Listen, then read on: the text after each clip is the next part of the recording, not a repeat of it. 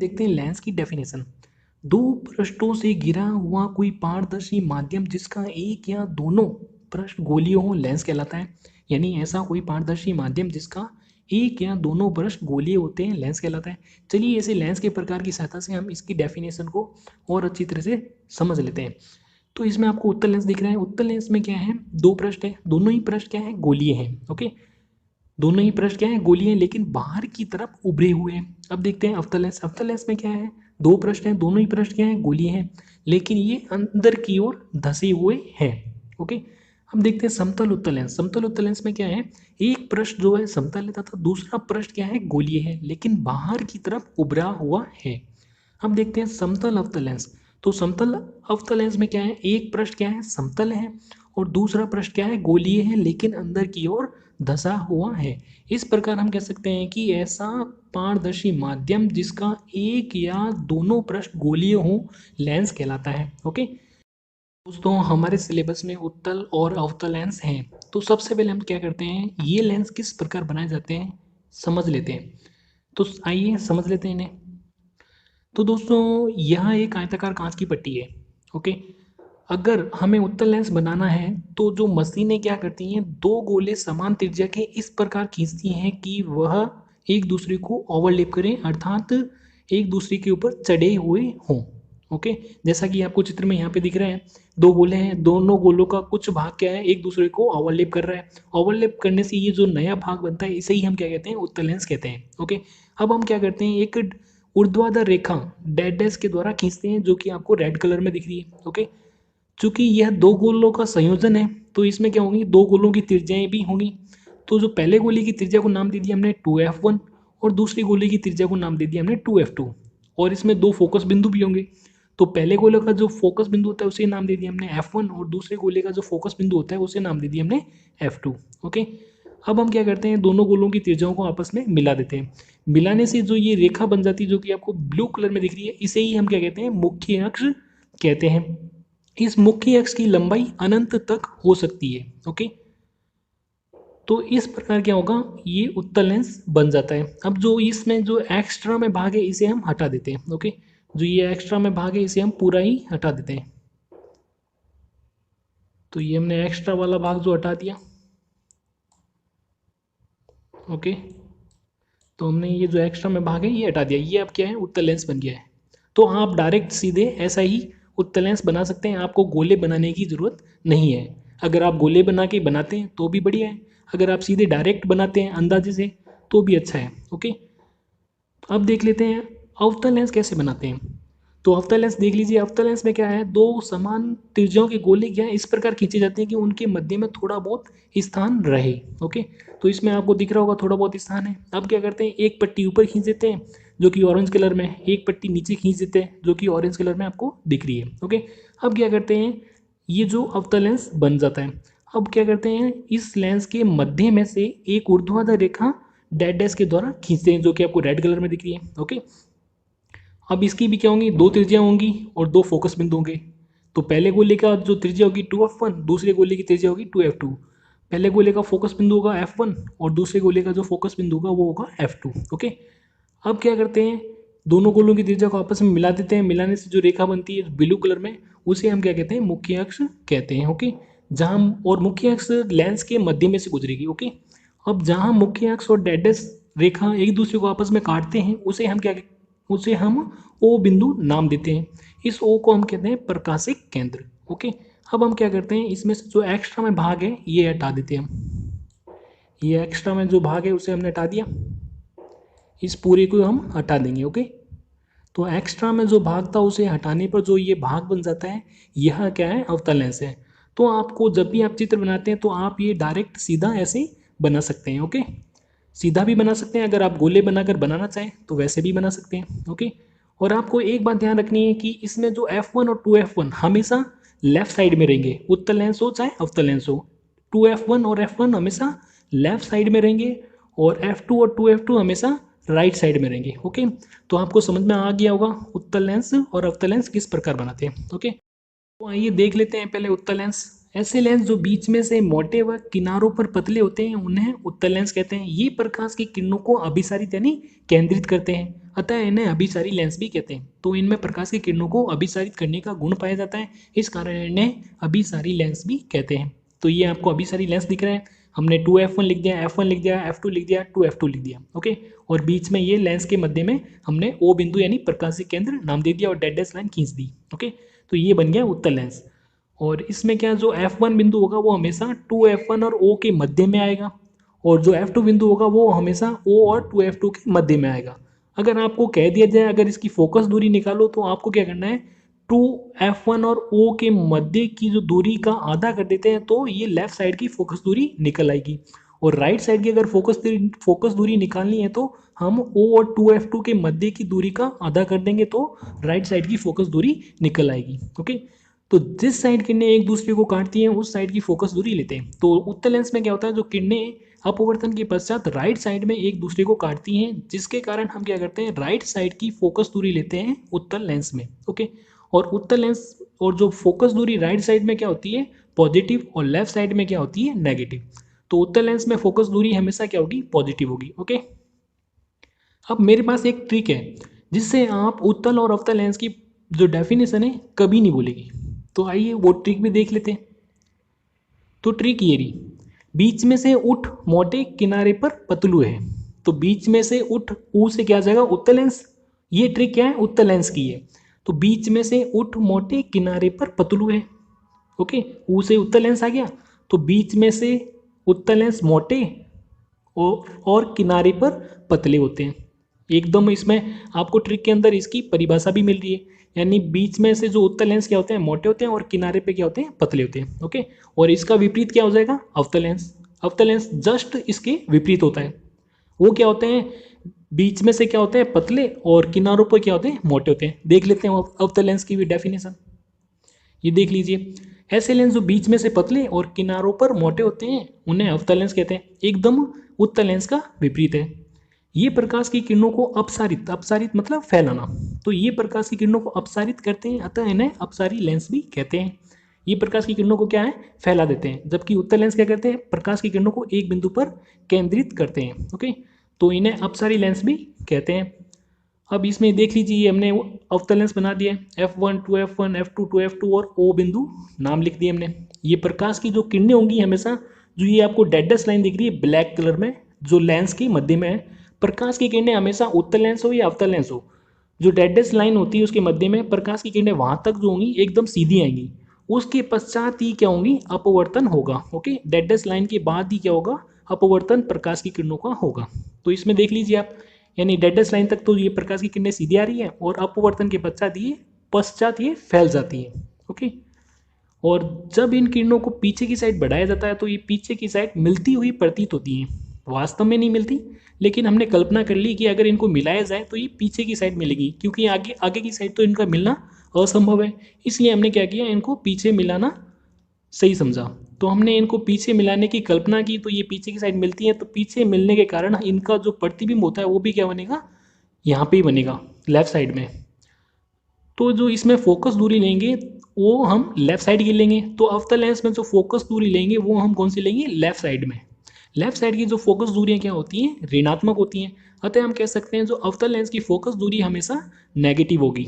Okay, तो अब देख लेते हैं नेक्स्ट, लेंस सूत्र तथा आवर्धन।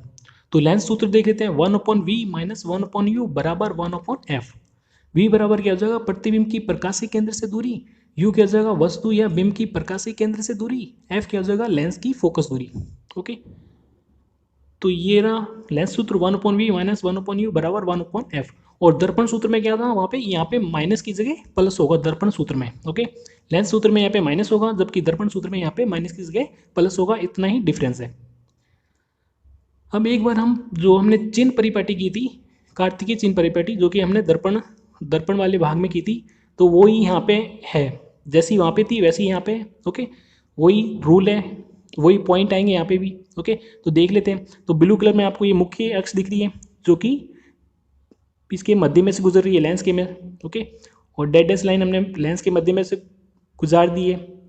2f1 f1 नाम दे दिया, f2 दे दिया, 2f2 नाम दे दिया। ओके, और बिम हमेशा बाईं ओर रहेगी, चाहे उत्तल लेंस हो चाहे अवतल लेंस हो। इसलिए बाईं ओर की दूरियां क्या होती हैं, ऋणात्मक होती हैं, यानी कार्तिकीय चिन्ह परिपाटी कहती है बाईं ओर की दूरियां हमेशा ऋणात्मक होती हैं और दाईं ओर की दूरियां हमेशा धनात्मक होती हैं। ओके, और मुख्य अक्ष के जो ऊपर की ओर की जो दूरियां क्या होती हैं धनात्मक, और मुख्य अक्ष के नीचे की ओर की जो दूरियां क्या होती हैं ऋणात्मक होती हैं। ओके, तो वस्तु यहाँ पे क्या है, कहाँ है, मुख्य अक्ष के ऊपर की ओर है, तो इसकी जो दूरी होगी वो क्या होगी धनात्मक।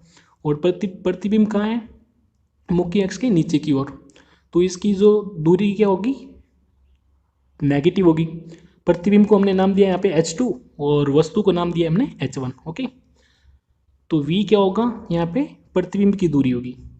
अवतल लेंस में क्या होगा, अवतल लेंस में हमेशा जो प्रतिबिंब होता है वो हमेशा लेफ्ट साइड में बनेगा, वस्तु भी हमेशा लेफ्ट साइड में रहेगी और फोकस दूरी भी हमेशा लेफ्ट साइड में रहेगी। इसलिए अवतल लेंस में हमेशा तीनों ही क्या होंगे नेगेटिव, V भी नेगेटिव लेंगे, F भी नेगेटिव होगा और U भी नेगेटिव होगा। ओके, जबकि इसमें V क्या होगा परिस्थिति के अनुसार उत्तल लेंस में वो अलग अलग होता रहता है। ओके, तो चलिए आप देखते हैं आवर्धन या रेखीय आवर्धन। तो दोस्तों आप इसे आवर्धन को या रेखीय आवर्धन को बात एक ही है, क्योंकि दोस्तों हमारे सिलेबस में क्या है केवल रेखीय आवर्धन है। वैसे तो आवर्धन रेखीय आवर्धन होता है, क्षेत्रीय आवर्धन होता है और आयतनीय आवर्धन होता है, लेकिन हमारे क्या है केवल सिलेबस में रेखीय आवर्धन है, इसलिए हम इसे क्या कह सकते हैं खाली आवर्धन भी कह सकते हैं। तो आपके क्वेश्चन आता है आवर्धन की परिभाषा लिखो या रेखीय आवर्धन की, दोनों एक ही है। ओके, तो आपको डेफिनेशन ये लिखनी है। चलिए देखते हैं डेफिनेशन इसकी। लेंस द्वारा बने वस्तु के प्रतिबिंब की लंबाई तथा वस्तु की लंबाई के अनुपात को रेखीय आवर्धन कहते हैं। ओके, यानी लेंस द्वारा बने वस्तु के प्रतिबिंब की लंबाई तथा वस्तु की लंबाई के अनुपात को रेखीय आवर्धन कहते हैं। तो रेखीय आवर्धन का सूत्र क्या हो जाएगा, प्रतिबिंब की लंबाई बटे वस्तु की लंबाई। ओके, तो ये सूत्र हो गया प्रतिबिंब की लंबाई बटे वस्तु की लंबाई। m बराबर क्या हो जाएगा H2/H1, यानी आपने ऊपर चित्र में देखा था कि प्रतिबिंब की लंबाई को हमने H2 नाम दिया था और जो वस्तु थी उसकी लंबाई को हमने H1 नाम दिया था। ओके, तो m बराबर क्या, m क्या होता है मैग्निफिकेशन, यानी जो रेखीय आवर्धन होता है, यानी जो आवर्धन होता है उसे हम इंग्लिश में मैग्निफिकेशन कहते हैं, इसलिए हमने इसका सिंबल ले लिया m। तो m बराबर क्या हो जाएगा H2/H1। ओके, H2 क्या हो जाएगी प्रतिबिंब की लंबाई और H1 क्या हो जाएगी वस्तु की लंबाई। ओके, अब देखते हैं प्रतिबिंब v, वस्तु u तथा आवर्धन m का संबंध। ओके, जो लेंस में जो m होता है उसका v और u के साथ क्या संबंध होता है वो देख लेते हैं। तो m बराबर क्या होता है v/u। ओके, जबकि जो दर्पण होता है उसमें क्या होता है m बराबर -v/u होता है, जबकि लेंस में क्या होता है m बराबर v/u। ओके, तो यह इसमें डिफरेंस है, चूंकि यहाँ पे m बराबर H2/H1 है और m बराबर v/u है। ओके, तो ये आपस में भी क्या हो जाएंगे बराबर, तो हमने लिख दिया H2/H1 बराबर v/u। यदि आपको इसमें से कोई तीन राशि ज्ञात है, जैसे v ज्ञात है आपको, u ज्ञात है, H1 ज्ञात है, और आपको क्वेश्चन में कह देता है कि आप प्रतिबिंब की लंबाई ज्ञात करो यानी H2 ज्ञात करो। ओके, तो आपको क्या करना है v, u और H1 के मान यहाँ पे रख दीजिए और इसे हल कर लीजिए, तो आपको H2 का मान मिल जाएगा। ओके, तो अब आगे देखते हैं हम लेंस क्षमता। लेंस क्षमता किसी लेंस द्वारा प्रकाश की किरणों को अभिसरण, अभिसरण मतलब केंद्रण, ओके, और या अपसरण करने की मात्रा को उसकी क्षमता कहते हैं, इसे P से व्यक्त करते हैं। यानी किसी लेंस द्वारा प्रकाश की किरणों को अभिसरण यानी केंद्रण, अपसरण यानी फैलना, तो किसी लेंस द्वारा प्रकाश की किरणों को अभिसरण या अपसरण करने की मात्रा को उसकी क्षमता कहते हैं, इसे P से व्यक्त करते हैं। और इसकी दूसरी डेफिनेशन देख लेते हैं जो कि अथवा में लिखी है। ओके, लेंस की फोकस दूरी के व्युत्क्रम को लेंस की क्षमता कहते हैं। ओके, तो दोनों में से आपको जो भी डेफिनेशन अच्छी लगती है वो लिख लीजिए आप। मेरी माने तो आप ये सेकेंड जो डेफिनेशन है लेंस की फोकस दूरी के व्युत्क्रम को लेंस की क्षमता कहते हैं, तो ये इजी भी है, आपको जल्दी याद हो जाएगी, तो आप ये लिख लीजिए। ओके, अब देखते हैं हम क्षमता का सूत्र। क्षमता जिसे हम इंग्लिश में जो सिंबल होता है उसके लिए P होता है। ओके, तो इसमें क्षमता बराबर क्या हो जाएगा 1/f। ओके, तो व्युत्क्रम का मतलब क्या होता है बराबर में 1 के अपॉन में लिखना। ओके, तो 1 के अपॉन में किसे लिखा जाता है, जो कि व्युत्क्रम में राशि दे रखी है, तो यहाँ पे व्युत्क्रम में कौन दे रखा है फोकस दूरी, तो फोकस दूरी के व्युत्क्रम को लेंस की क्षमता कहते हैं। तो हमने बराबर करके 1/f लिख दिया। ओके, और यहाँ पे जो P है यानी क्षमता है उसका जो ऐसा ही मात्रक यानी इंटरनेशनल सिस्टम ऑफ यूनिट्स, तो उसका जो P का ऐसा ही मात्रक क्या होता है डायप्टर, जिसे हम सिंबल लिखते हैं कैपिटल D। ओके, तो इसके लिए शर्त क्या है, एफ को हमेशा मीटर में लेना पड़ेगा। ओके, जब आप डायप्टर लगाते हैं तो एफ को आपको मीटर में लेना पड़ेगा। ओके, अब देखते हैं इसमें आगे। उत्तल लेंस की क्षमता धनात्मक होती है तथा अवतल लेंस की क्षमता ऋणात्मक होती है, होनी भी चाहिए। उत्तल लेंस की आपने देखा जो फोकस दूरी होती है वो क्या होती है, पॉजिटिव यानी धनात्मक होती है। इसलिए बट एक के बटे में अगर कोई धनात्मक संख्या आएगी तो उसका भाग देंगे तो भी आंसर क्या आ जाएगा, पॉजिटिव। इसलिए उत्तल लेंस की क्षमता क्या होती है, पॉजिटिव। जबकि जो अवतल लेंस होते हैं उनकी जो फोकस दूरी होती है वो क्या होती है, नेगेटिव, क्योंकि लेफ्ट साइड की लेते हैं इसलिए नेगेटिव होती है। तो अगर एक के अंदर किसी ऋणात्मक संख्या का अगर भाग देते हैं तो आंसर क्या होगा, नेगेटिव में आएगा। इसलिए जो अवतल लेंस की जो क्षमता होती है वो क्या होती है, नेगेटिव। ओके, अब इस पे क्वेश्चन देख लेते हैं एक दो। किसी लेंस की एक डायप्टर क्षमता को परिभाषित करें, यानी किसी लेंस की एक डायप्टर क्षमता को परिभाषित करना है। तो सबसे पहले हम देखते हैं एक जो डायप्टर कब आएगा, जब f को हम 1 मीटर लेंगे तभी एक डायप्टर आएगा। तो आपको सूत्र लगाना है, क्षमता बराबर क्या हो जाएगा, 1/f। f का मान हम यदि 1 मीटर लेंगे तो इसमें एक का एक में भाग देंगे तो क्या आ जाएगा, 1। तो क्षमता बराबर क्या आ गई, एक डायप्टर। अब इसको परिभाषा में कैसे लिखेंगे, यदि किसी लेंस की फोकस दूरी 1 मीटर होती है तो उस लेंस की क्षमता एक डायप्टर होती है। ओके, जो हमने यहाँ पे ये हल किया है उसे हमने परिभाषा में रूपांतरित कर दिया है। यदि किसी लेंस की फोकस दूरी 1 मीटर होती है तो उस लेंस की क्षमता एक डायप्टर होती है। ओके, तो ये एक डायप्टर को हमने परिभाषित कर दिया है। चलिए दोस्तों नेक्स्ट क्वेश्चन देख लेते हैं हम। तो नेक्स्ट क्वेश्चन हमारे है, उत्तल लेंस की फोकस दूरी 400 सेंटीमीटर है तो इसकी क्षमता ज्ञात करो। ओके, तो इसमें लेंस कौन सा दे रखा है, उत्तल लेंस। तो उत्तल लेंस की फोकस दूरी क्या होती है, पॉजिटिव। तो हमने यहाँ पे लिख दिया f बराबर 400 सेंटीमीटर। तो हम इससे पहले क्या करेंगे, मीटर में कन्वर्ट करेंगे। तो मीटर में कन्वर्ट करने के लिए हम क्या करते हैं, इसमें 100 का भाग दे देते हैं, क्योंकि 1 मीटर में 100 सेंटीमीटर होते हैं। तो f बराबर हो जाएगा 400/100 बराबर 4 मीटर। ओके, अब हम लगाते हैं सूत्र, क्षमता बराबर क्या होता है, 1/f। ओके, तो हमने p बराबर क्या लिख दिया, 1/4। f का मान हमने क्या रख दिया, 4। अब हम क्या करते हैं, 1 में 4 का भाग देते हैं। अगर 1 में 4 का भाग देते हैं तो p बराबर क्या आ जाएगा, 0.25 डी यानी डायप्टर। ओके फ्रेंड्स, अगर आपको सीधा क्वेश्चन में अगर मीटर दे देता है तो आप क्या करना है, आपको f का मान मीटर में रख दीजिए। और यदि आपको सेंटीमीटर में देता है f का मान तो आप उसे पहले मीटर में कन्वर्ट कर लीजिए, फिर उसे f का मान मीटर में रख दीजिए। ओके फ्रेंड्स, दोस्तों सबसे पहले हम देखते हैं लेंसों से प्रतिबिंब बनाना या बनाने के नियम, यानी लेंस से प्रतिबिंब किस प्रकार बनाए जाते हैं उसके कुछ नियम हैं। इसके अंतर्गत हम 3 नियम पढ़ेंगे। तो सबसे पहले देखते हैं पहला नियम। तो आइए देखते हैं, बिंब या वस्तु से मुख्य अक्ष के समांतर चलने वाली प्रकाश की किरणें उत्तल लेंस में मुख्य फोकस बिंदु पर अभिसारित होती हैं। अभिसारित मतलब केंद्रित होती हैं। ओके, जबकि अवतल लेंस में मुख्य फोकस बिंदु से अपसारित होती हुई प्रतीत होती हैं। ओके, अपसारित मतलब फैलना। अर्थात पहला नियम कहता है कि जो किरणें उत्तल लेंस में मुख्य अक्ष के समांतर आती हैं वह अपवर्तन के पश्चात फोकस बिंदु पर अभिसारित होती हैं, जबकि जो किरणें मुख्य अक्ष के समांतर आती हैं वह अवतल लेंस में अपवर्तन के पश्चात फैल जाती हैं। और अपवर्तित किरण को जब पीछे की ओर डैश डैश के द्वारा बढ़ाते हैं तो वह फोकस बिंदु से अपसारित होती हुई प्रतीत होती है। ओके, जैसा कि आप चित्र में देख सकते हैं कि हमने लेफ्ट साइड में उत्तल लेंस बना रखा है और राइट साइड में अवतल लेंस बना रखा है। और ब्लू कलर में जो आपको रेखा दिख रही है वह क्या है, मुख्य अक्ष है। तो सबसे पहले देखते हैं उत्तल लेंस में। उत्तल लेंस में क्या होता है, मुख्य अक्ष के समांतर चलने वाली किरण जो कि ग्रीन कलर में शो कर रखी है वह अपवर्तन के पश्चात फोकस बिंदु पर अभिसारित होती है, जैसा कि आप चित्र में देख सकते हैं। ओके, जबकि अवतल लेंस में क्या होता है दोस्तों, मुख्य अक्ष के समांतर जो चलने वाली किरणें होती हैं वह अपवर्तन के पश्चात फैल जाती हैं, जैसा कि आप चित्र में देख रहे हैं। और जो अपवर्तित किरण को हम डैश डैश के द्वारा पीछे की ओर बढ़ाते हैं तो वह फोकस बिंदु से अपसारित होती हुई प्रतीत होती है, जैसा कि आप देख सकते हैं डैश डैश के द्वारा जो किरण है फोकस बिंदु से अपसारित होती हुई प्रतीत हो रही है। ओके, तो दोस्तों चलिए अब देखते हैं दूसरा नियम। तो दूसरा नियम क्या है देखते हैं।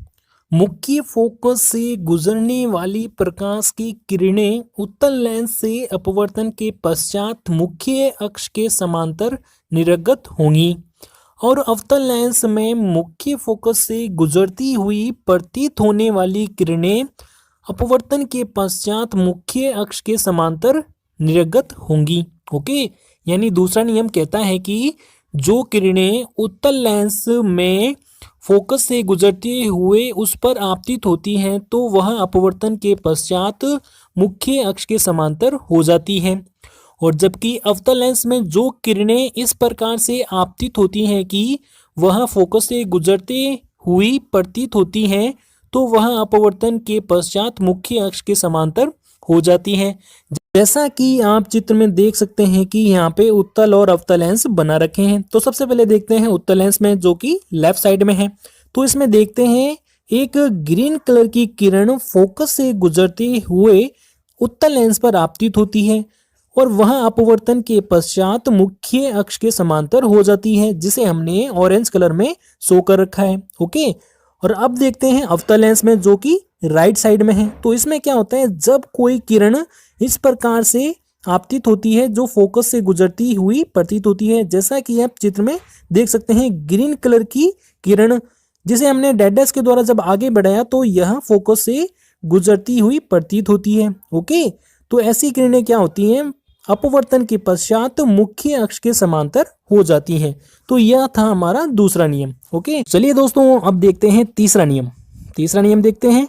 लेंस के प्रकाशी केंद्र, जिसे इंग्लिश में लिखते हैं हम ओ, लेंस के प्रकाशी केंद्र ओ से गुजरने वाली प्रकाश की किरणें अपवर्तन के पश्चात बिना किसी विचलन के निर्गत होती हैं। यानी जो किरणें लेंस के प्रकाशी केंद्र से गुजरती हैं वह अपवर्तन के पश्चात बिना किसी विचलन के निर्गत होती हैं। जैसा कि आप चित्र में भी देख सकते हैं, उत्तल लेंस और अवतल लेंस दोनों में ही देख सकते हैं एक ग्रीन कलर की किरण है जो कि प्रकाशी केंद्र से गुजर रही है और वह क्या होती है, अपवर्तन के पश्चात बिना किसी विचलन के निर्गत हो जाती है। ओके, तो यह था दोस्तों हमारा तीसरा नियम। चलिए दोस्तों सबसे पहले देखते हैं उत्तल लेंस के द्वारा बने प्रतिबिंब की स्थिति, साइज व प्रकृति। तो दोस्तों उत्तल लेंस के द्वारा 6 अलग अलग आकार के प्रतिबिंब वस्तु को 6 अलग अलग स्थितियों पर रखकर प्राप्त किए जा सकते हैं, जैसा कि आप सारणी में देख सकते हैं। तो सबसे पहले देखते हैं पहली स्थिति, जब वस्तु अनंत पर हो तो प्रतिबिंब की स्थिति क्या होगी, F2 पर। प्रतिबिंब का आकार क्या होगा, बिंदुवत। प्रतिबिंब की प्रकृति क्या होगी, वास्तविक तथा उल्टा। अब देखते हैं स्थिति नंबर सेकंड, जब वस्तु 2F1 से परे हो तो प्रतिबिंब की स्थिति क्या हो जाएगी, F2 व 2F2 के बीच में। प्रतिबिंब का आकार क्या होगा, छोटा, यानी वस्तु से छोटा। प्रतिबिंब की प्रकृति क्या हो जाएगी, वास्तविक तथा उल्टा। अब देखते हैं स्थिति नंबर 3, जब वस्तु 2F1 पर हो तो प्रतिबिंब की स्थिति क्या हो जाएगी, 2F2 पर। प्रतिबिंब का आकार बराबर, यानी वस्तु के बराबर।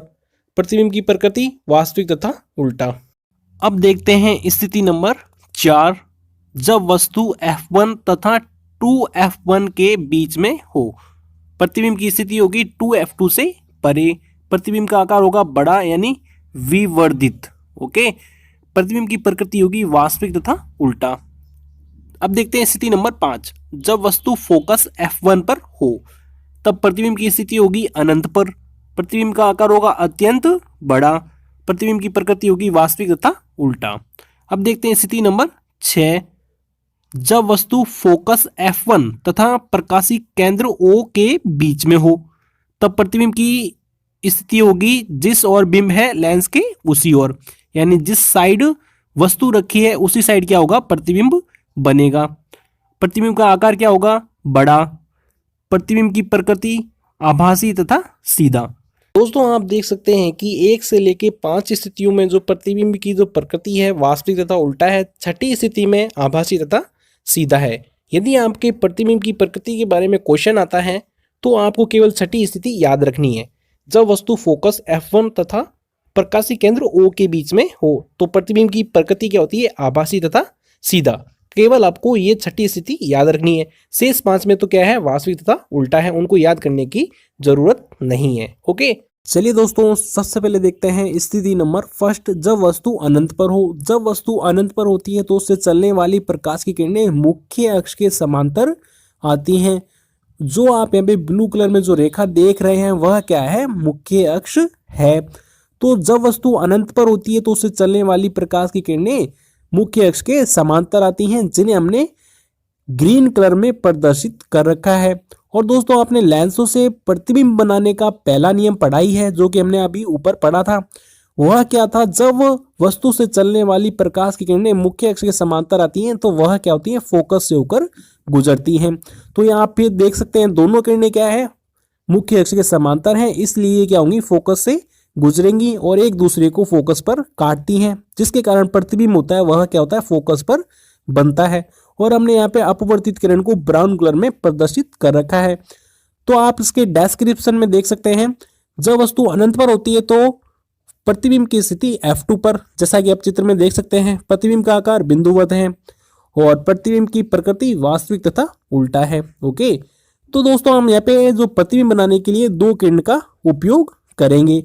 चलिए दोस्तों अब देखते हैं स्थिति नंबर सेकंड। जब वस्तु 2F1 से परे हो, या हम कह सकते हैं 2F1 से पहले हो, या फिर कह सकते हैं अनंत व 2F1 के बीच में हो। जैसा कि आप देख सकते हैं चित्र में, हमने वस्तु को 2F1 से पहले रखा है, वस्तु को नाम दिया हमने AB। ओके, और वस्तु से चलने वाली जो प्रकाश की किरणें होती है वह हजारों लाखों की संख्या में होती हैं, लेकिन हम यहाँ पे केवल दो किरण का उपयोग ही करेंगे ताकि हमें प्रतिबिंब अच्छा और साफ सुथरा प्राप्त हो। दोस्तों दो किरणों में से एक किरण को हम मुख्य अक्ष के समांतर गुजारेंगे और एक किरण को हम प्रकाशीय केंद्र से गुजारेंगे, और आगे की स्थितियों में भी हम यही करेंगे। तो आप चित्र में देख सकते हैं, एक किरण जो कि ग्रीन कलर में है वह मुख्य अक्ष के समांतर है और अपवर्तन के पश्चात फोकस से होकर गुजरती है, जैसा कि हमने फर्स्ट रूल में पढ़ा था। जो किरणें मुख्य अक्ष के समांतर होती हैं वह अपवर्तन के पश्चात फोकस से होकर गुजरती हैं। और आप यहाँ पे दूसरी किरण देख सकते हैं जो कि ब्राउन कलर में, वह प्रकाशीय केंद्र से गुजर रही है। और जो किरणें प्रकाशीय केंद्र से गुजरती हैं वह बिना विचलन के अपवर्तित होती हैं, जैसा कि हमने थर्ड रूल में पढ़ा था। जहां पे दोनों किरणें काटती हैं एक दूसरे को, वहां पे क्या होगा, प्रतिबिंब बनेगा, और प्रतिबिंब क्या होगा, वास्तविक तथा उल्टा होगा। ओके, यहाँ पे हमने प्रतिबिंब को नाम दिया है A डैश B डैश, वस्तु को नाम दिया है हमने AB, और प्रतिबिंब को हमने नाम दिया है A dash B dash. Okay, और इसके डिस्क्रिप्शन में आप देख सकते हैं, वस्तु की स्थिति जब 2F1 से परे हो तो प्रतिबिंब की स्थिति क्या होती है, F2 व 2F2 के बीच में होती है। जैसा कि आप चित्र में देख सकते हैं, प्रतिबिंब का आकार छोटा है, जैसा कि आप चित्र में देख सकते हैं, जो वस्तु का जो एरो है वह बड़ा है और प्रतिबिंब का जो एरो है वह छोटा है। ओके, देखते हैं दोस्तों स्थिति नंबर तीसरी। जब वस्तु 2F1 पर हो, जैसा कि आप चित्र में देख सकते हैं, वस्तु 2F1 पर है, वस्तु को नाम दिया हमने AB, और इससे हमें दो किरणें गुजारनी है। तो पहली किरण मुख्य अक्ष के समांतर है जो कि ग्रीन कलर में दे रखी है, और यह अपवर्तन के पश्चात फोकस से होकर गुजरती है। और सेकेंड किरण जो कि प्रकाशीय केंद्र से गुजर रही है, और जो प्रकाशीय केंद्र से जो किरणें गुजरती हैं वह बिना विचलन के अपवर्तित होती हैं, और जहां पे दोनों किरणें एक दूसरे को काटती हैं वहां क्या होगा, प्रतिबिंब बनेगा। ओके, जैसा कि आप चित्र में देख सकते हैं, और प्रतिबिंब को नाम दिया हमने A डैश B डैश। अब इसका डिस्क्रिप्शन देखते हैं। जब वस्तु 2F1 पर हो, प्रतिबिंब की स्थिति क्या होगी, 2F2 पर, जैसा कि आप चित्र में देख सकते हैं। प्रतिबिंब का आकार बराबर, यानी जो प्रतिबिंब का आकार होगा वह वस्तु के बराबर होगा, और प्रतिबिंब की प्रकृति वास्तविक तथा उल्टा, जैसा कि आप चित्र में देख सकते हैं। अब दोस्तों देखते हैं स्थिति नंबर 4। जब वस्तु 2F1 व F1 के बीच में हो, जैसा कि आप चित्र में देख सकते हैं, हमने वस्तु को 2F1 व F1 के बीच में रख दिया है, और वस्तु को नाम दिया है हमने AB। तो वस्तु से दो किरणें गुजारनी है, एक मुख्य अक्ष के समांतर है जो कि ग्रीन कलर में है, और जो मुख्य अक्ष के समांतर जो किरणें होती हैं वह अपवर्तन के पश्चात फोकस से होकर गुजरती हैं। ओके, और एक किरण हमें प्रकाशीय केंद्र से गुजारनी है जो कि ब्राउन कलर में है, और जो किरणें प्रकाशीय केंद्र से गुजरती हैं वह बिना विचलन के अपवर्तित होती हैं, और दोनों किरणें जहां एक दूसरे को काटती हैं वहां क्या होगा, वस्तु का प्रतिबिंब बनेगा। तो प्रतिबिंब क्या होगा, उल्टा होगा और वास्तविक होगा, और आप देख सकते हैं चित्र में जो प्रतिबिंब है वह वस्तु से बड़ा है। ओके, देख सकते हैं जैसा कि, और प्रतिबिंब को नाम दिया हमने A डैश B डैश। आप इसके डिस्क्रिप्शन में देख सकते हैं वस्तु की स्थिति F1 व 2F1 के बीच में हो तो प्रतिबिंब की स्थिति क्या होगी 2F2 से परे। जैसे आप देख सकते हैं 2F2 से परे बन रहा है यानी उससे दूर बन रहा है परे। और प्रतिबिंब का आकार क्या है बड़ा यानी विवर्धित बड़ा है यानी वस्तु से प्रतिबिंब का आकार बड़ा है। जैसा कि आप चित्र में भी देख सकते हैं प्रतिबिंब की प्रकृति क्या हो जाएगी वास्तविक तथा उल्टा। ओके चलिए दोस्तों अब देखते हैं स्थिति नंबर 5 जब वस्तु F1 पर हो। जैसा कि आप चित्र में देख सकते हैं हमने वस्तु को F1 पर रख दिया है। वस्तु को नाम दिया हमने AB। वस्तु से दो किरणें गुजारनी है। पहली किरण जो कि ग्रीन कलर में मुख्य अक्ष के समांतर है तो यह अपवर्तन के पश्चात फोकस से होकर गुजरती है। दूसरी किरण को हमने प्रकाशी केंद्र से होकर गुजारना है और जो किरणें प्रकाशी केंद्र से होकर गुजरती हैं वह बिना विचलन के अपवर्तित होती हैं। जैसा कि आप चित्र में देख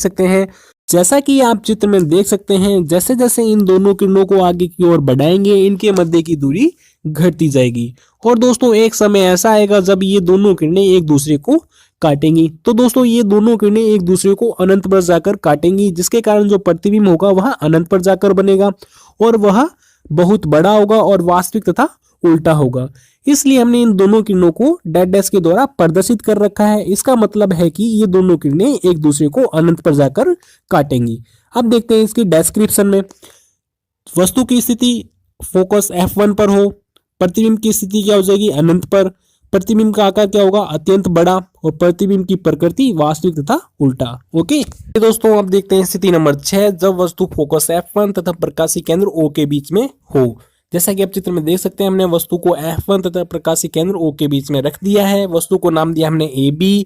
वस्तु से दो किरणें चलती हैं। पहली किरण जो कि ग्रीन कलर में है मुख्य अक्ष के समांतर है तो यह अपवर्तन के पश्चात फोकस से होकर गुजरती है। दूसरी किरण जो कि प्रकाशी केंद्र से गुजर रही है ब्राउन कलर में प्रदर्शित कर रखी है। जो किरणें प्रकाशी केंद्र से होकर गुजरती हैं वह बिना विचलन के अपवर्तित होती हैं। जैसा कि आप चित्र में देख सकते हैं जैसे जैसे हम इन दोनों किरणों को आगे की ओर बढ़ाते जाएंगे इनकी मध्य की दूरी क्या होगी बढ़ती जाएगी। तो दोस्तों दोनों किरणों को आगे की ओर बढ़ाने पर दोनों किरणों के मध्य की दूरी बढ़ती जाएगी तो इस कारण ये किरणें एक दूसरे को आगे की ओर नहीं काटेंगी। तो दोस्तों ये किरणें एक दूसरे को आगे की ओर नहीं काटेंगी क्योंकि इनके मध्य की दूरी बढ़ती जा रही है। इसलिए हम क्या करते हैं इन दोनों किरणों को डैश डैश के द्वारा पीछे की ओर बढ़ाते हैं। जहां ये किरणें एक दूसरे को काटती हैं वहां इसका प्रतिबिंब बन जाएगा। तो प्रतिबिंब क्या होगा आभासी होगा और सीधा बनेगा। यह क्या होगा आभासी होगा।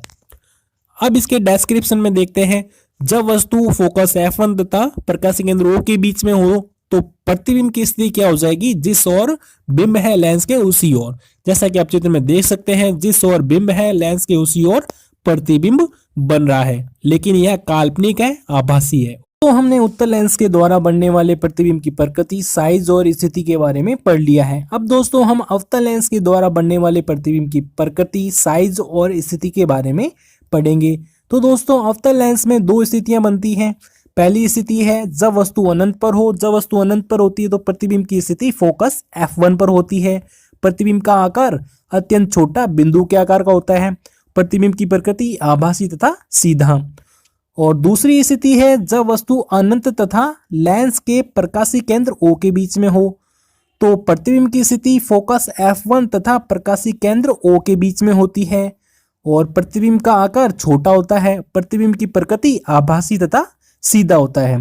चलिए दोस्तों सबसे पहले देखते हैं स्थिति नंबर फर्स्ट जब वस्तु अनंत पर हो। जब वस्तु अनंत पर होती है तो उसे चलने वाली प्रकाशी किरणें मुख्य अक्ष के समांतर आती हैं जो कि ग्रीन कलर में प्रदर्शित कर रखी हैं और यह अवतल लेंस से अपवर्तन के पश्चात फैल जाती हैं। चूंकि अवतल लेंस क्या करता है आपतित किरणों को फैला देता है। ओके अब इन अपवर्तित किरणों को जब डैश डैश के द्वारा पीछे की ओर बढ़ाते हैं तो यह फोकस F1 पर काटती हैं। चूंकि ये डैश डैश किरणें क्या हैं काल्पनिक किरणें हैं इसलिए इनके द्वारा जो बनने वाला प्रतिबिंब होगा वो भी क्या होगा काल्पनिक अथवा आभासी होगा और सीधा होगा। ओके जैसा कि आप चित्र में देख सकते हैं प्रतिबिंब F1 पर बन रहा है। अब देखते हैं इसका डिस्क्रिप्शन। जब वस्तु अनंत पर होती है तो प्रतिबिंब की स्थिति क्या हो जाएगी फोकस F1 पर। प्रतिबिंब का आकार क्या हो जाएगा अत्यंत छोटा बिंदु के आकार का। प्रतिबिंब की प्रकृति क्या हो जाएगी आभासी तथा सीधा। चलिए दोस्तों, अब देखते हैं स्थिति नंबर सेकंड। जब वस्तु अनंत तथा लेंस के प्रकाशीय केंद्र O के बीच में हो। जैसा कि आप चित्र में देख सकते हैं, हमने वस्तु को अनंत तथा लेंस के प्रकाशीय केंद्र O के बीच में रख दिया है। वस्तु से दो किरणें चलती हैं, एक जो कि ग्रीन कलर में प्रदर्शित कर रखी है, यह अवतल लेंस से अपवर्तन के पश्चात फैल जाती है, और दूसरी किरण जो कि हमने ब्राउन कलर में प्रदर्शित कर रखी है, यह लेंस के प्रकाशीय केंद्र O के बीच में से होकर गुजरती है, और जो किरणें लेंस के प्रकाशीय केंद्र से गुजरती हैं वह बिना विचलन के अपवर्तित हो जाती हैं। अब क्या करते हैं दोस्तों, जो किरण अपवर्तन के पश्चात फैल गई थी, अब उसे हम क्या करते हैं, डैश डैश के द्वारा पीछे की ओर बढ़ाते हैं। तो यह क्या होती है, फोकस से आती हुई प्रतीत होती है। दोस्तों, डैश डैश के द्वारा जो किरण हमने पीछे की ओर बढ़ाई है वह एक काल्पनिक किरण है, और यह काल्पनिक किरण जिस बिंदु पर ब्राउन किरण को काटती है उस बिंदु पर क्या होता है, वस्तु का प्रतिबिंब बनता है। चूंकि यह काल्पनिक किरण के द्वारा बन रहा है, इसलिए इस प्रतिबिंब को हम क्या कहते हैं, काल्पनिक अथवा आभासी प्रतिबिंब कहते हैं। यह प्रतिबिंब क्या होता है, सीधा होता है, और इस प्रतिबिंब को हमने नाम दिया है A डैश B डैश। अब देखते हैं इसका डिस्क्रिप्शन। जब वस्तु अनंत तथा लेंस के प्रकाशीय केंद्र O के बीच में हो तो प्रतिबिंब की स्थिति क्या होती है, फोकस F1 तथा प्रकाशीय केंद्र O के बीच में, जैसा कि आप चित्र में देख सकते हैं। ओके, और प्रतिबिंब का आकार छोटा होगा, और प्रतिबिंब की प्रकृति आभासी तथा सीधा होगा। दोस्तों, अब आपके मन में क्वेश्चन उठ सकता है कि उत्तल लेंस में 6 स्थितियां बनी थी और अवतल लेंस में 2 स्थितियां ही क्यों बनी हैं। अवतल लेंस में क्या होता है, पहली स्थिति क्या होती है, जब वस्तु अनंत पर हो, और दूसरी स्थिति क्या होती है, जब वस्तु अनंत तथा प्रकाशीय केंद्र O के बीच में हो।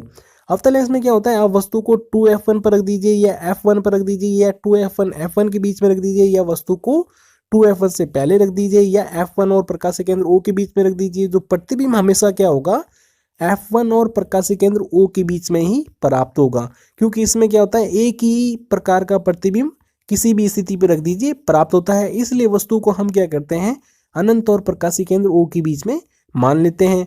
जबकि उत्तल लेंस में क्या होता है, 6 अलग अलग स्थितियों पर रखने पर क्या होता है, उसमें 6 अलग अलग आकार के प्रतिबिंब प्राप्त होते हैं। जबकि अवतल लेंस में सेकंड स्थिति में क्या होता है, हमेशा क्या होगी, यह सेकंड स्थिति क्या होगी, प्राप्त होगी, चाहे वस्तु को आप कहीं भी रख दीजिए। इस कारण क्या होता है, इसमें 2 ही स्थितियां बनती हैं। ओके फ्रेंड्स, अब दोस्तों आपके सामने दिक्कत क्या आती है, जो उत्तल लेंस के द्वारा जो बने 6 प्रतिबिंब की स्थितियां होती हैं उसे कैसे याद रखें, उनके प्रतिबिंब के आकार को कैसे याद रखें।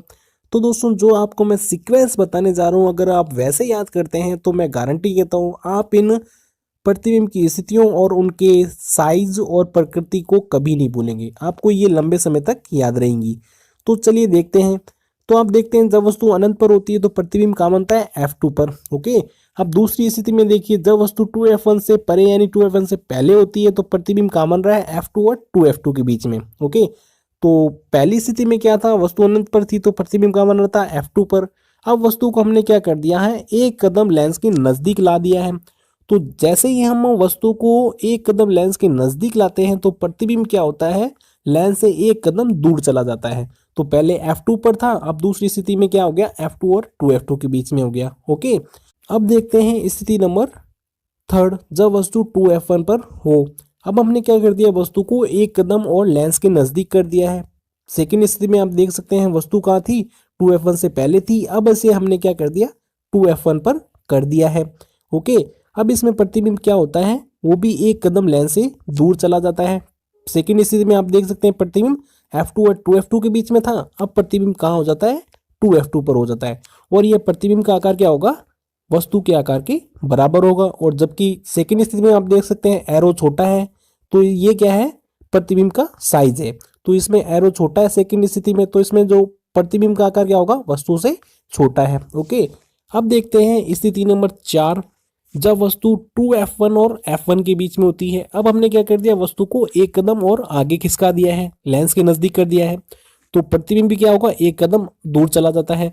तो पहले प्रतिबिंब कहाँ बन रहा था, 2f2 पर, अब जो प्रतिबिंब कहाँ बनेगा, 2f2 से परे यानी 2f2 के बाद बनेगा, और प्रतिबिंब का आकार क्या होगा, बड़ा होगा। ओके, यानी जैसे जैसे हम वस्तु को लेंस के नजदीक लाते जा रहे हैं प्रतिबिंब का आकार क्या होगा, बढ़ता जा रहा है। ओके, अब देखते हैं स्थिति नंबर 5, जब वस्तु F1 पर हो, यानी वस्तु को अब हमने क्या कर दिया, एक कदम और आगे खिसका दिया है।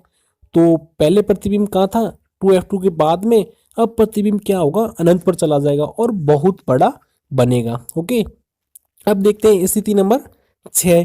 जब वस्तु F1 और प्रकाशीय केंद्र O के बीच में होती है तो इसमें क्या होता है दोस्तों, प्रतिबिंब जो होता है वो आभासी बनता है, आभासी और सीधा। यही एक स्थिति है जो कि प्रतिबिंब आभासी और सीधा बनता है और लेंस के उसी साइड बनता है जिस और वस्तु है। एक ही स्थिति क्या है, उत्तल लेंस में अलग है। ओके, और अवतल लेंस में तो आपको पता ही है 2 स्थितियां हैं जो कि आप आसानी से आप याद कर सकते हैं। तो दोस्तों अगर आपको यह वीडियो अच्छा लगा हो प्लीज दोस्तों इसे लाइक शेयर कमेंट जरूर कीजिए। Thank you for watching.